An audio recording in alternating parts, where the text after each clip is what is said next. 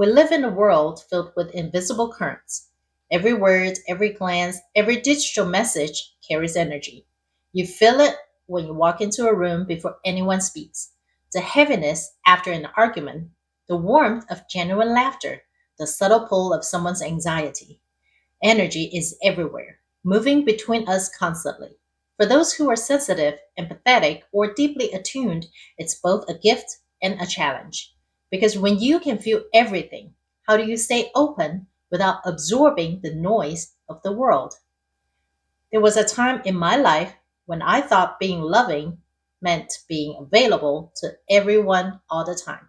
If someone needed help, I gave it. If someone was in pain, I took it on. I would leave conversations feeling drained, yet guilty for needing space. And this amplified when I became a mother, as I became even more sensitive to the energy around me. It wasn't that others were asking too much, it was that I hadn't yet learned the sacred art of energetic boundaries.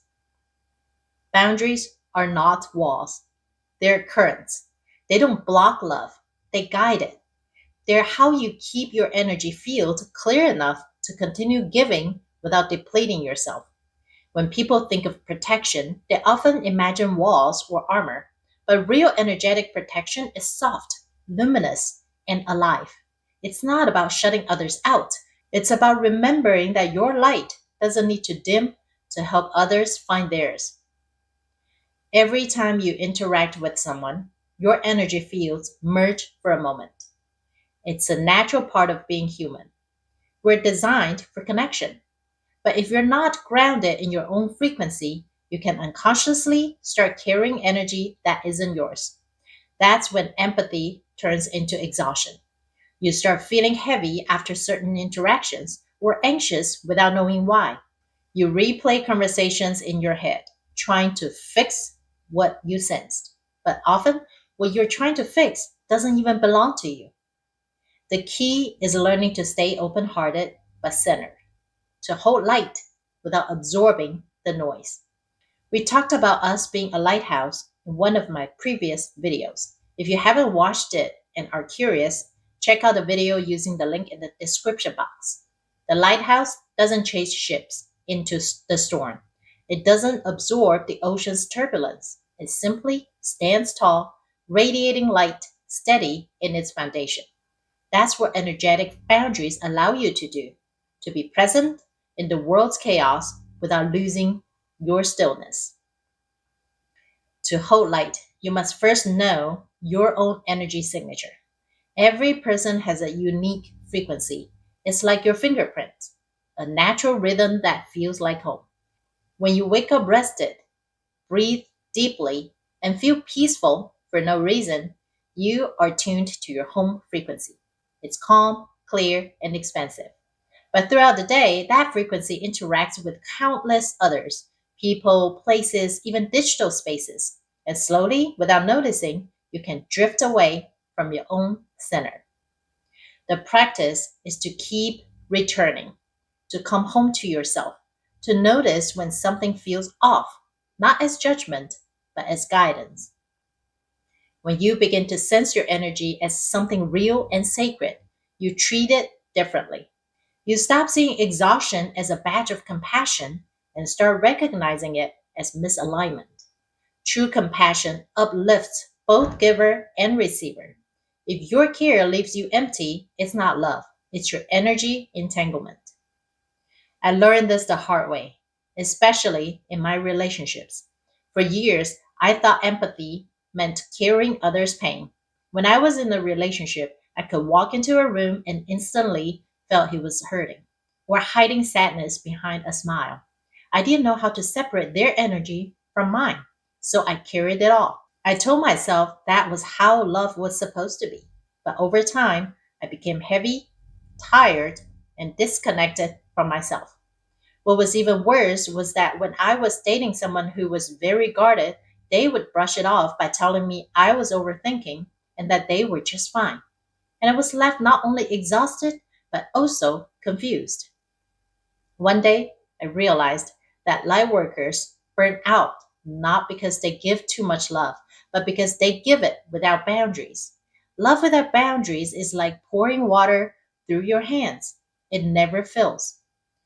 Boundaries are not about saying no to others. They're about saying yes to your own wholeness. Imagine you're holding a candle. When you protect that flame with a gentle cupped hand, it doesn't stop glowing. It glows more steadily. That's what energetic boundaries do. They keep your inner flame from being blown out by every gust that passes by. To hold light without absorbing noise, you must also release the belief that your empathy must equal suffering. Feeling deeply doesn't mean you have to carry what you feel. You can witness pain without merging with it. You can offer love without absorbing the wound. That is the highest form of compassion, presence without entanglement. Here's what that looks like in real life. When someone shares their pain, instead of tightening your chest or rushing to fix it, you soften your energy, you breathe into your heart, and silently affirm, I hold space, not weight. You imagine sending light from your heart to theirs, not to take on their energy, but to remind them of their own strength. In that moment, you are a mirror of love, not a container for their pain. The more you practice this, the more you begin to notice subtle cues. When your energy starts feeling heavy after an interaction, pause and reset. You can imagine brushing your hands together to release residue, taking a deep breath and saying quietly, I let go of what's not mine. It's not mystical, it's maintenance. Just like washing your hands after touching something sticky, right? You're clearing energy that doesn't belong to you. And the more consistently you do this, the lighter you feel.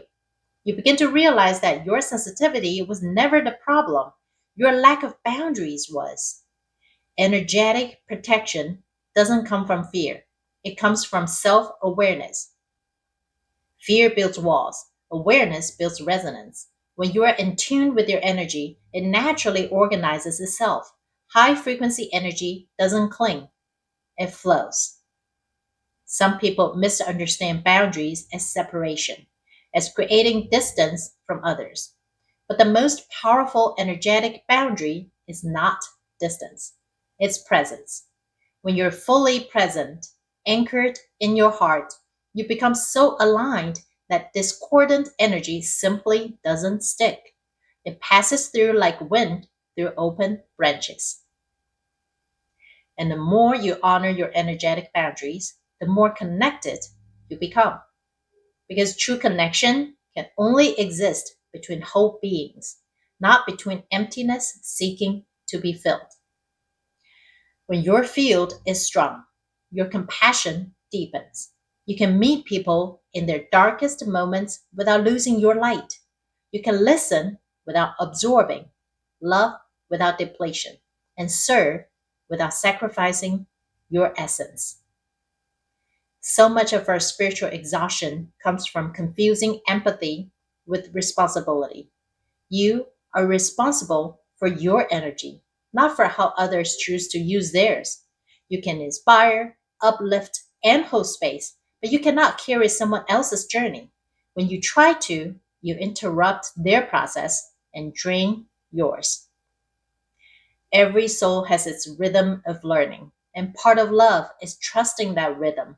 Your role is not to save others from their lessons, but to walk beside them with open hands and a steady heart. One of the simplest ways to strengthen your energetic boundaries is to ground yourself daily. Grounding is the energetic version of coming home. It anchors your frequency into the earth so that you don't float in everyone else's energy. You can do it through movement, breath, nature, or simply by placing your hand over your heart and feeling your pulse. When you're grounded, you're less reactive. The world may still be noisy, but you don't internalize that noise as your own. You respond with clarity instead of emotion. That's the mark of energetic maturity, not detachment, but discernment. Discernment says, I can feel this without owning it. I can love this person without losing myself. I can care deeply without carrying the world on my shoulders. If you've ever felt guilty for setting boundaries, remember this. Boundaries are an act of love, not rejection. They tell the world, this is how I can love you sustainably. People who are meant to be in your life will feel safe around your boundaries. Those who are not will feel discomfort because your clarity disrupts their patterns. Let that be okay. Your energy is sacred. Not everyone is meant to access it deeply. As you strengthen your boundaries, your relationships shift. Some will deepen beautifully, others will fade quietly. Trust that both are part of the purification. The more aligned your energy becomes, the more naturally it attracts resonance and releases what no longer matches your frequency. This is what it means to hold light without absorbing the noise, to live as love, not as a sponge for pain. You were never meant to carry the world. You were meant to illuminate it. And you do that best when your light shines freely, unobstructed by energetic cluster. So when life feels overwhelming, when you sense too many energies moving through you, come back to your center. Close your eyes and remind yourself, this is my light. This is my peace. This is my frequency. Breathe deeply and feel yourself expand back into your natural vibration, calm, clear, and radiant. The world may still swirl around you, but you are no longer caught in the storm. You are the stillness that the storm remembers. That is energetic mastery. Staying open and compassionate while rooted in your own light. It's not about being untouchable, it's about being unshakable. When your boundaries are born from love, they become an extension of your light. You don't have to protect yourself from the world. You simply stay aligned within it. And when you honor your energy, you model a new way of being in connection, one that uplifts rather than drains, one that flows rather than entangles, one that loves without losing itself. That's how we change the collective frequency, not by carrying everyone's pain, but by radiating wholeness so powerfully that others remember theirs. That's how light leads, steady, compassionate, and free. Now, before you go, I wanted to share that we're building a heart centered community on school. It's filled with courses, exclusive videos, guided meditation, tools and strategies, etc. And more importantly, soul aligned support. I'd love for you to be part of our community. Find Inner Dragon Circle on School. And in case you didn't see my previous videos, I'm offering 20 founding members free access to my premium content. And I still have a few spots available. Just email hello.innerdragon@gmail.com. Mention school in the subject, and I'll send you an invite. Come join us so we can rise and shine together. I hope to see you there. Bye.